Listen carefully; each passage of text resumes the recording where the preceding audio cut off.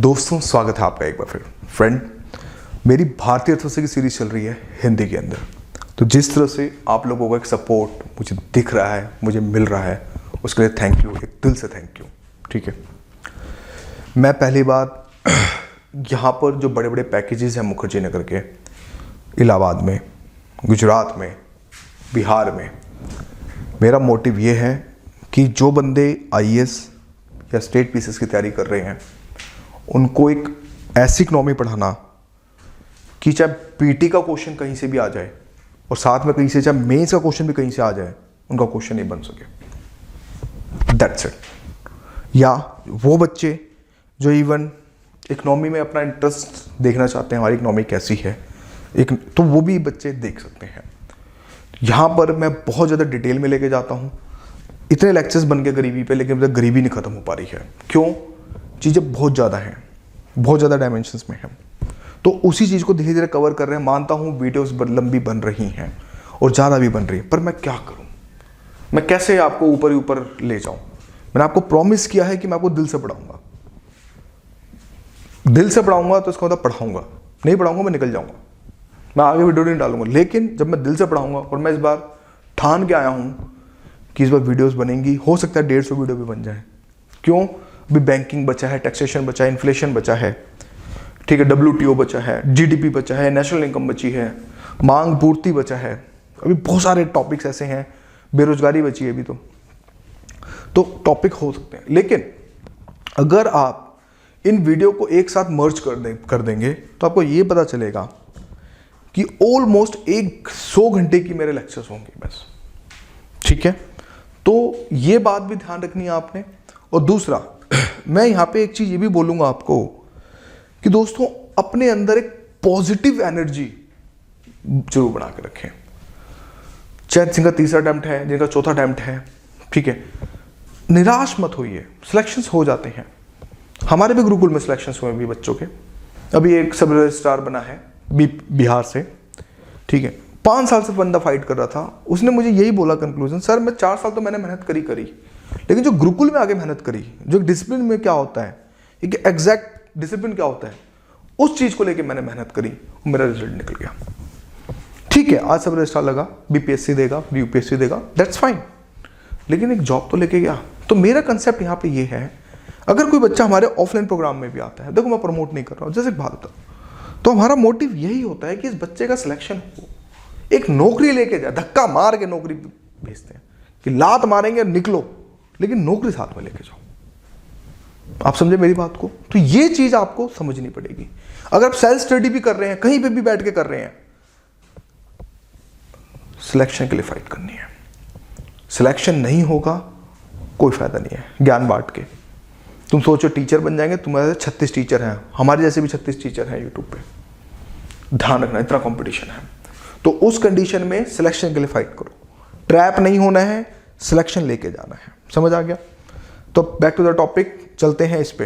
देखो दोस्तों, अगर मैं बात करूं कुल मिला के, अभी तक हमने गरीबी को थोड़ा डिटेल में समझा, पीटी और समझा। अभी हमारा ये क्लास मेंस चलेगी, यानी कि ये क्लास हमारी बिल्कुल मेंस ओरिएंटेड ही है। इसका पीटी से दूर दूर तक वास्ता नहीं है, समझे? तो भारत में गरीबी निवारण की रणनीतियां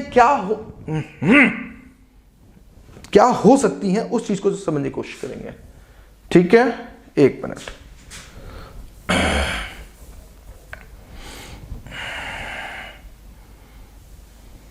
हाँ, अब ठीक है। तो इसका मतलब यह हुआ कि देखो, हमारे देश के अंदर रणनीतियां निकलती हैं। रणनीतियां पहले समझो।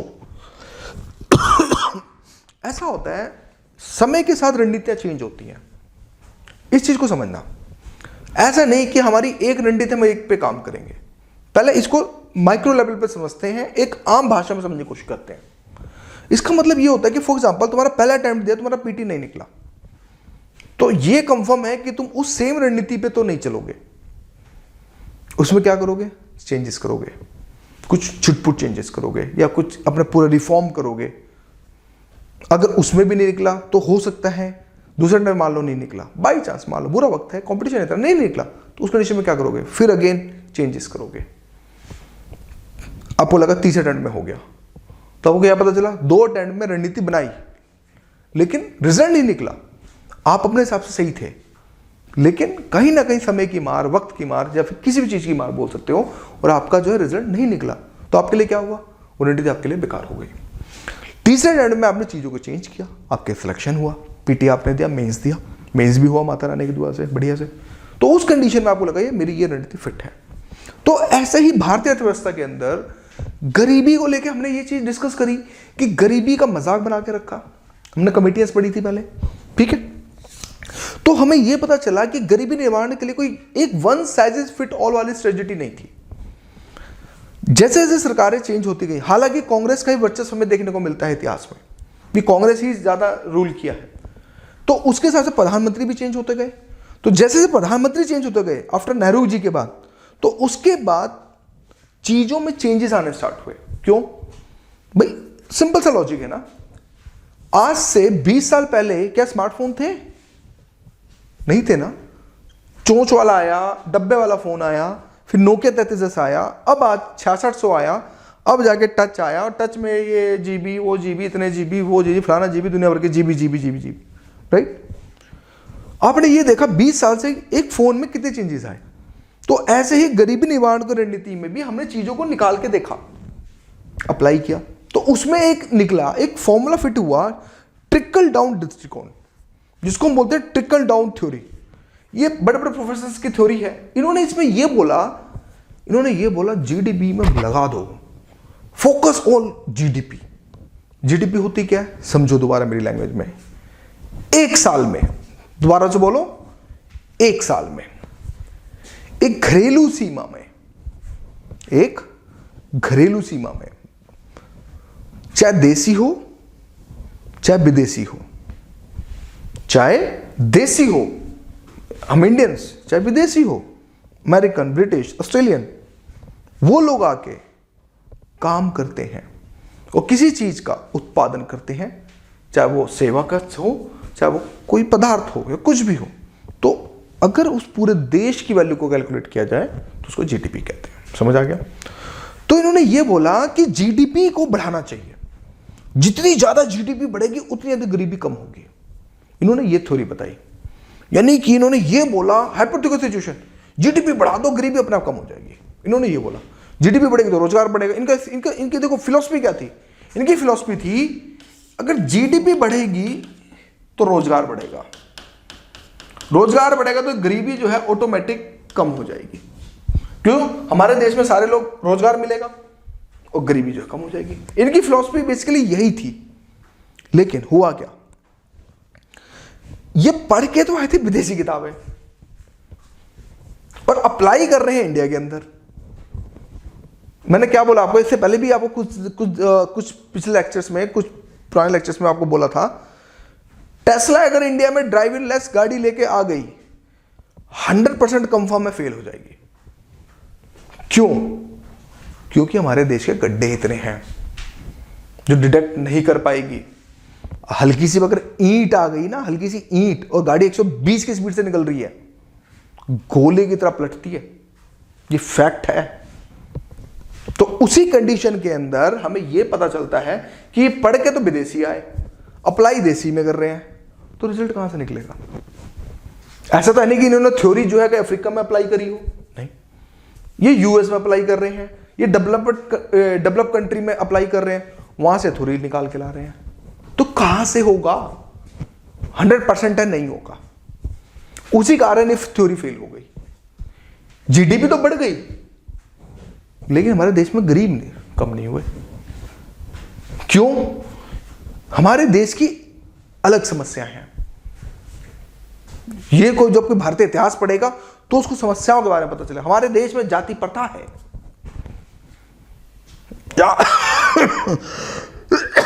सॉरी, जहां पे कहीं नहीं मिलती, हमारे देश के अंदर पाई जाती है और घंघोर तरह से पाई जाती है, उछल उछल के, कूद कूद के पाई जाती है, राइट? तो जब ऐसी समस्या जब हुई तो ये थ्योरी फेल हो गई। हालांकि कोशिश इन्होंने करी, करीब 10 से 15 साल इस पे ट्रिकल डाउन इफेक्ट्स पे ये लगे रहे, लेकिन हुआ क्या? फेल हो गए। एट द एंड थ्योरी ये निकली कि ये दृष्टिकोण सही नहीं है। क्यों नहीं सही है? क्योंकि ऑक्सफोर्ड एक रिपोर्ट लेके आया, आपको पता है दोस्तों, ऑक्सफोम एक तरह से संस्था है, उसने मोटा मोटा ये बोला कि टॉप 1% लोग, हमारे देश के टॉप 1% लोग, करीब 50% के आसपास अप्रॉक्स, देखो मैं अप्रॉक्स बता, ऐसा बता गलत बोल रहे हो, मोटा मोटा मान के चलो, टॉप 1% लोग 50% की अपनी आय रखते हैं पूरे देश की। सोचिए, तो जिसके कारण ये थ्योरी जो बिल्कुल 100% फेल हो गई। तो ये चीज हमें जो है बेसिकली देखने को यहां पे मिलती है। फिर दूसरी रणनीति क्या निकली? श्रम रोजगार का दृष्टिकोण, लेबर एम्प्लॉयमेंट थ्योरी। इस दृष्टिकोण में यह होता है दोस्तों कि इसमें प्रकार के कार्यक्रमों के माध्यम से गरीब लोगों को रोजगार के अवसर उपलब्ध कराए जाते हैं। किसके रोजगार के? यानी कि विभिन्न प्रकार के कार्यक्रम को। अब यहां पर स्टेट एक एक्चुअल में रोल ले लेता है। देखो, पिछले थ्योरी में स्टेट के पास कोई पावर नहीं थी। पावर का मतलब ये था कि इस थ्योरी में एक चीज ये भी है, अगर एमसीक्यू आ जाए, क्या यहां पे ट्रिकल डाउन इफेक्ट में स्टेट कंट्रोल कर सकती किसी चीज को? इसका आंसर नो होगा। क्यों? क्योंकि ये बात करता है जीडीपी, और जीडीपी में कंट्रोल अगर हम बात करें तो स्टेट नहीं, अगर फ्री फ्लो छोड़ेगी जब जाके जीडीपी इंक्रीज होगी। तो यहां पे इसका आंसर स्टेट का आ जाएगा नो, और इसी के जैसे यहां पर स्टेट का आंसर आएगा यस। क्यों भाई? जो योजनाएं हैं वो प्राइवेट बैंक तो लाएंगे नहीं, गवर्नमेंट ही किसी ना किसी तरह से पॉलिसी बनाएगी। जैसे प्रायोरिटी सेक्टर लैंडिंग, कृषि क्षेत्र में भी हमें पैसा देना है बैंक वालों को, मजबूरी है उनकी, नहीं तो फाइन मारेगा, फाइन पड़ेगा। तो उसी के जैसे फिर सरकार ने ये बोला नहीं यार, ये फ्री फॉल वाली स्ट्रेटेजी ठीक नहीं है, हमें अब कुछ आगे करना चाहिए, हमें अब तो बढ़िया से जो हमें आगे करना चाहिए। तो उस कंडीशन में ये थ्योरी लेके आए, लेबर एम्प्लॉयमेंट थ्योरी। इसके अंदर इन्होंने बोला जो भी सरकारी योजना चलाएंगे, जो भी चीज चलाएंगे, उससे जो हम कोशिश करेंगे गरीब को कम कर सकें। और एक चीज और था, जब आप योजना आयोग के जब डॉक्यूमेंट्स पढ़ोगे तो उसमें चीजें लिखी गई हैं, उनको भी पता है कि इस थ्योरी में टाइम लगेगा। ऐसा नहीं है कि 10 साल में गरीब सारे कम हो गए, जीरो हो गए, नहीं, उनको भी पता है। पर हाँ, एक रास्ता मिला, धीरे धीरे ही सही, धीरे धीरे ही सही, लेकिन एक रास्ता जरूर मिला। तो उस कंडीशन के अंदर यहां पे हमें यह पता चला कि मतलब कि जो कुल मिला के कि अब जो है स्टेट को आगे आना चाहिए, नहीं कि राज्य अब आगे आएगा और यहां पे काम करेगा। और ये अगर दृष्टिकोण हम कह सकते हैं काफी हद तक सक्सेसफुल रहा। ये जो दृष्टिकोण रहा हमारा, एक तरह से दोस्तों बहुत ज्यादा सक्सेसफुल रहा। इस चीज को याद रखना। ये चीजें आप मेंस में लिखोगे तो इसमें हमें यह पता चला, जैसे नेहरू रोजगार योजना, काम के बदले अनाज, ठीक है, स्वर्ण जयंती रोजगार योजना, संपूर्ण ग्रामीण रोजगार योजना, महात्मा गांधी रोजगार गारंटी योजना, ये सब चीजें इनको देखने को मिली। जैसे कि इनके में ये चीजें देखने को मिली कि मनरेगा के थ्रू आपको पता चला 100 दिन का काम मिलता है। अगर मनरेगा निकालने का मकसद ही यही था कि ये लोग प्रवास को रोकना चाहते थे। प्रवास से क्या होता था? प्रवास का मतलब क्या होता है भाई? जब एक आदमी गांव से शहर की तरफ जो जाता है, भाई क्यों जाता है? ताकि वो एक अच्छी जिंदगी जी सके, आने वाले उसके जो बच्चे हों उनको एक अच्छी तालीम, एजुकेशन दे सके। मजबूरी में आदमी, देखो कोई आदमी अपना घर नहीं छोड़ना चाहता। अगर उसको गांव में ही सारी फैसिलिटी मिल जाए तो प्रवास क्यों करेगा? उसको पाल कुत्ते ने काटा जो करेगा, शहर में आएगा। अगर उसको स्वच्छ वायु, स्वच्छ हवा गांव में मिल रहा है, ठीक ठाक बढ़िया पैसा मिल जाए, तो वो क्यों आएगा शहर में? शहर वाली कंस्ट्रक्टेड किचकिच चै चै वाली जिंदगी में क्यों आएगा? तो ये सब रीजन के कारण मनरेगा 100 डेज का प्रोग्राम लेके आए। इन्होंने ये सोचा जो हमारे मजदूर, या फिर आप बोल सकते हो नॉट मजदूर, जो हमारे किसान, एक बुआई से कटाई के समय एक टाइम होता है, मानते हो ना? जब हम गेहूं बोते हैं, फिर चावल बोते हैं, तो एक टाइम होता है, एक ऑफ पीरियड होता है, कूलिंग पीरियड होता है। तो उन्होंने सोचा, और ये सच में कांग्रेस की बहुत अच्छी स्कीम है, इससे बहुत लोगों को फायदा हो रहा है। हाँ राइट, ठीक है, वो है, इश्यूज हैं, वो छोड़ो, लेकिन सच में फायदा हो रहा है। क्यों? इस मनरेगा स्कीम से 100 डेज का अगर रोजगार भी मिल रहा है तो बहुत बड़ी बात है। तो जो वो बुआई से कटाई में जो लोग बेरोजगार होते थे, उनको थोड़ा बहुत काम मिल रहा था। तो यही एक रीजन था कि ये लोग 100 डेज का काम लेके आए थे। हालांकि एनडीए गवर्नमेंट बाज की नजर देख रही है, इस पे पैसा बहुत कम डाल रही है, जो सही नहीं है मेरे हिसाब से। खैर, फिर इसके बाद अभी इन्होंने देखो, इन्होंने पहली थ्योरी क्या लगाई रणनीति, इन्होंने बोला ट्रिकल डाउन लाते हैं, थ्योरी लाई, फ्लॉप हुई। इन्होंने बोला नहीं, गवर्नमेंट को आगे आना चाहिए, गवर्नमेंट आगे आए। फिर उसके बाद जो इन्होंने फिर चीज़ों को आगे बढ़ाया और चीज़ों को अच्छे से रोजगार, अब उसके बाद फिर क्या आया, उसके बाद गवर्नमेंट की स्कीम्स आई और उन्होंने अप्लाई किया। फिर इनके बाद पैटर्न एक और चेंज हुआ, अरे यार ठीक है हम तो स्कीम चला रहे हैं, क्यों ना हम ऐसा स्टार्टअप करें ताकि लोग भी डेवलप हो। भाई अगर लोगों में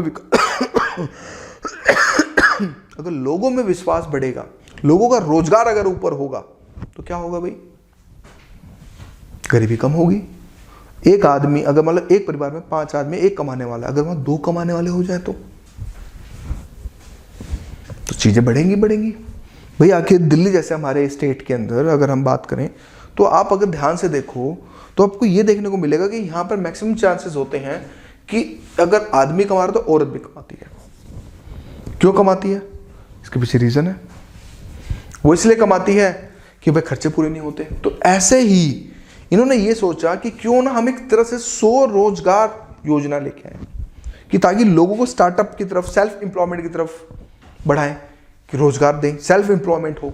तो इससे क्या होगा, इससे कहीं ना कहीं हमारे देश में गरीबी जो है इनडायरेक्टली वे में कम होने की जो कोशिश करेगी।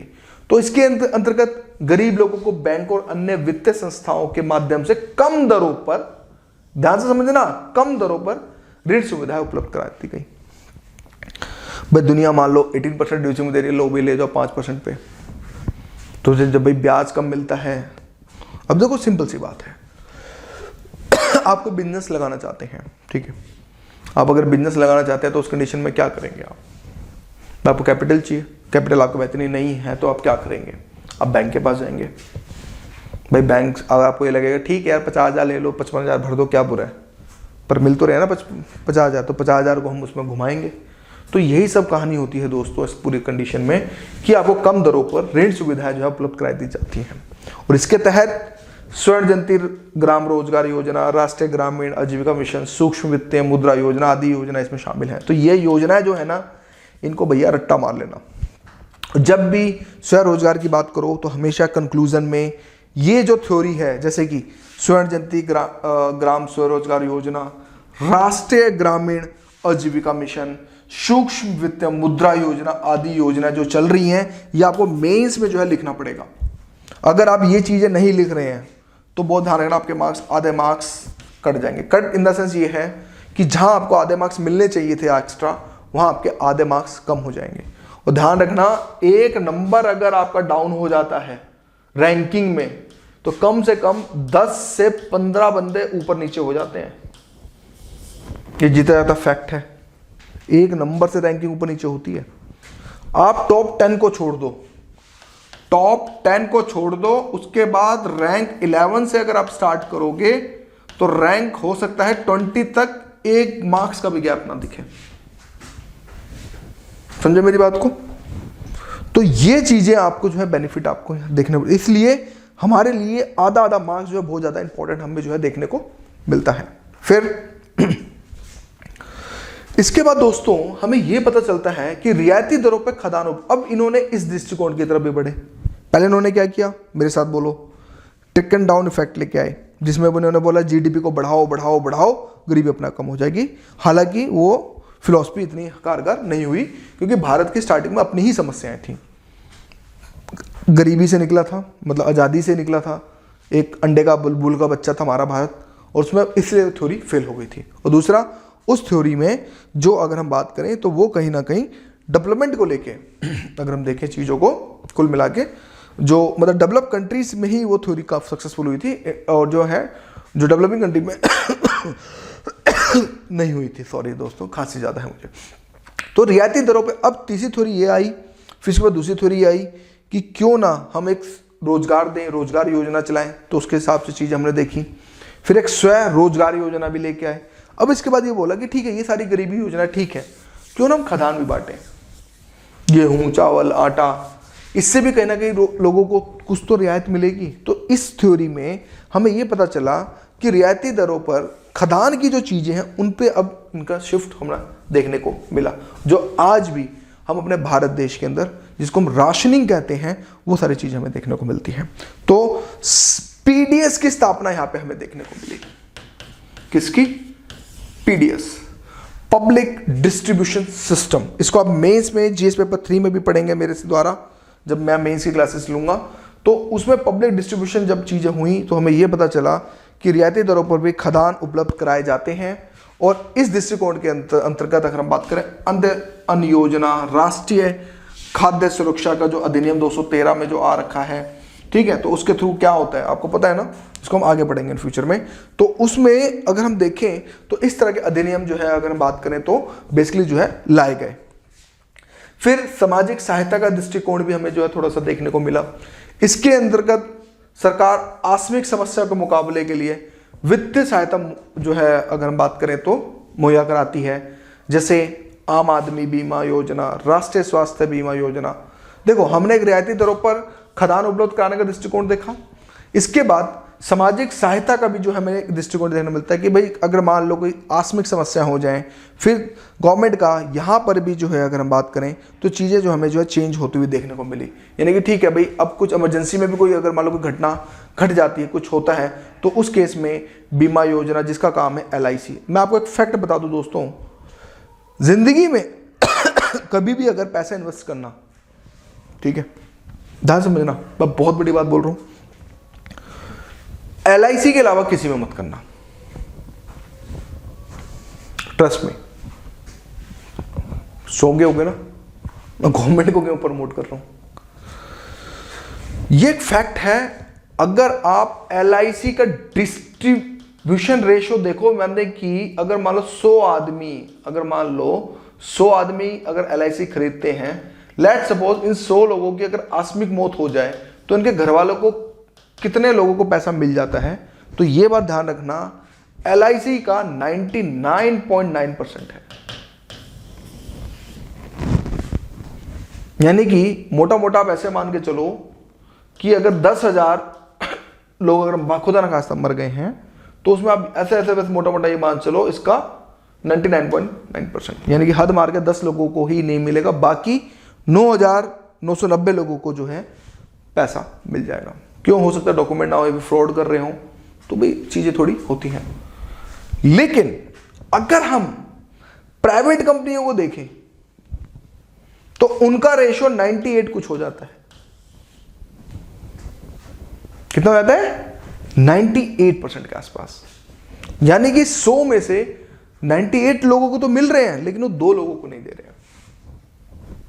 और वहीं LIC के केस में 99.9% था और यहां पे 98% हो जाता है। हालांकि हमारे देश के अंदर हमारी रेगुलेटरी बॉडी बहुत स्ट्रांग है, वो डंडा डालते हैं, ठीक है, ये बहुत अच्छी बात है। तो इसलिए कभी भी अगर आप इंश्योरेंस कराएं, LIC के अलावा कहीं मत जाना, और कहीं भले ही उसका प्रीमियम ज़्यादा है, रिटर्न कम है, इट्स ओके, लेकिन कभी भी आपने किसी और प्राइवेट कंपनी की तरफ नहीं देखना। और दूसरा, इंश्योरेंस के साथ साथ, हेल्थ इंश्योरेंस के साथ साथ कभी भी जिंदगी में टर्म इंश्योरेंस जरूर कराना। टर्म इंश्योरेंस का मतलब ये होता है कि बाई चांस खुदा ना खास्ता इसका बहुत कम प्रीमियम होता है, मतलब साल का 6-6,500 रुपये जाता है, तो आपके घर वालों को 1 करोड़ 2 करोड़ रुपये मिल सकते हैं। लेकिन हाँ, हालांकि इस पे कुछ आपको रिटर्न नहीं मिलेगा, यह एक तरह से देना ही हुआ। लेकिन अगर 10 साल, अगर मान लो 60,000 दे के और हमारा 10 साल मान लो आपने टर्म इंश्योरेंस भरा, और अगर बाई चांस मान लो 10 साल आपने 6,000 रुपये, मान लो साल का हो गया 500 रुपये महीने के हिसाब से, तो अगर मान के चलो 6,000 रुपये अगर आपने 10 साल 60,000 भरे, लेकिन आपकी इंश्योरेंस वैल्यू तो 1 करोड़ है, 60,000 भर के 1 करोड़ आपको मिल सकते हैं, मतलब ये मान के चलें। तो टर्म इंश्योरेंस की तरफ भी आप देख सकते हैं। खैर, बैक टू द टॉपिक। तो ये राष्ट्रीय मतलब कि स्वास्थ्य बीमा योजना आदि, इस तरह से सामाजिक सहायता का दृष्टिकोण पे अगर हम बात करें तो चीजें जो है बेसिकली जो है लेके हमें जो है देखने को मिलती हैं। तो आगे की राह में अगर हम देखें तो अब देखते हैं आगे की राह, वे फॉरवर्ड क्या क्या हो सकते हैं, ठीक है। तो उस कंडीशन के अंदर फटाफट देख लेते हैं दोस्तों कि ग्रामीण क्षेत्रों में यूटिलिटी, विद्युतीकरण, आवास, यातायात सुविधाओं के विकास पर ध्यान दिया जाना चाहिए। कृषि समस्या को हल करने के लिए किसानों को सिंचाई की सुविधाएं दी जानी चाहिए। बैंकिंग, क्रेडिट क्षेत्र, सामाजिक सुरक्षा नेटवर्क, उत्पादन और विनिर्माण क्षेत्र पर बढ़ावा दिया जाना चाहिए। गुणवत्ता शिक्षा कौशल विकास पर ध्यान केंद्रित करने के लिए साथ ही रोजगार के अवसर, महिलाओं की भागीदारी, बुनियादी ढांचा, सार्वजनिक निवेश पर ध्यान दिया जाना चाहिए और आर्थिक वृद्धि दर को बढ़ाया जाना चाहिए। और आर्थिक वृद्धि दर जितनी अधिक होगी गरीबी का स्तर उतना ही कम होता है। तो ये कुछ आप वे फॉरवर्ड में अगर हम बात करें तो आप चीजों को देख सकते हैं। बाकी भारत सरकार द्वारा उठाए गए कदम को फटाफट देख लीजिएगा इसमें कि भाई भारत सरकार द्वारा क्या क्या कदम उठाए जा रहे हैं। जैसे राष्ट्रीय सामाजिक सहायता कार्यक्रम है, रोजगार सुरक्षा कार्यक्रम है, इसको बस पढ़ लें और कुछ नहीं है, बाकी तो चीजें मैंने समझा दी आपको, आप फटाफट इसको देख सकते हैं। इसी वजह से आधारभूत सेवाओं तक में पहुंच में सभी लोगों की आधारभूत न्यूनतम सेवाओं की पहुंच सुनिश्चित हो सके, इसके लिए निम्नलिखित योजना का प्रारंभ किया गया है। जैसे प्रधानमंत्री जनधन योजना, सभी के लिए आवास योजना, प्रधानमंत्री जन आरोग्य योजना, आयुष्मान भारत, अभी लेटेस्ट जो चीजें निकाल चुके हैं। आजीविका और कौशल संबंधित कार्यक्रम में प्रधानमंत्री फसल बीमा योजना, राष्ट्रीय शिक्षुता कार्यक्रम, राष्ट्रीय ग्रामीण और शहरी आजीविका मिशन जो है बेसिकली इसमें जो हम चीज़ों को देख चुके हैं। तो अब इसको जो है हम गरीबी दूर करने के लिए नीति आयोग ने क्या सुझाया, इसको जो है हम नेक्स्ट वीडियो के अंदर अगर हम बात करें तो हम जो है देखने की जो कोशिश करेंगे। बाकी देखो दोस्तों कुछ खास नहीं है इसमें। अब ऐसा मतलब सर भगा रहे हैं, अब इसमें अब आप ही बताइए मैं क्या पढ़ाऊँ इसमें। सब कुछ तो मैं आपको ऑटोमेटिक जो आपको स्टार्टिंग के 15 से 20 मिनट में ले चुका हूँ, उसमें सब कुछ समझा दिया है, तो उसमें मैं क्या पढ़ाऊँ आप ही बताइए। ये तो आप देख के भी पढ़ लेंगे, कुछ नहीं है इसमें, ठीक है। तो जहाँ मुझे लगता है, जहाँ मुझे फोर्स करना चाहिए मैं खुद पढ़ा देता हूँ। अब देखिए जैसे मैंने आपको 100 दिन का गारंटी प्रोग्राम ऑटोमेटिक समझा चुका हूँ, तो इसमें मैं क्या पढ़ाऊँ फिर, ठीक है। तो ये सब चीज़ें थी। तो आज की वीडियो के लिए इतना ही, फिर बाद में मिलते हैं। Thank you for watching my video.